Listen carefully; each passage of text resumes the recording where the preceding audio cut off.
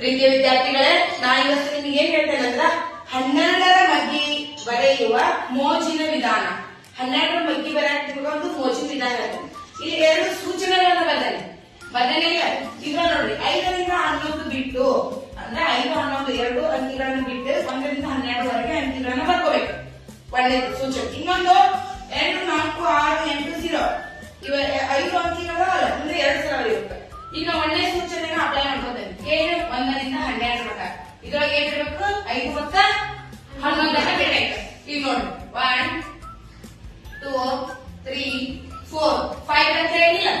next 6, 7,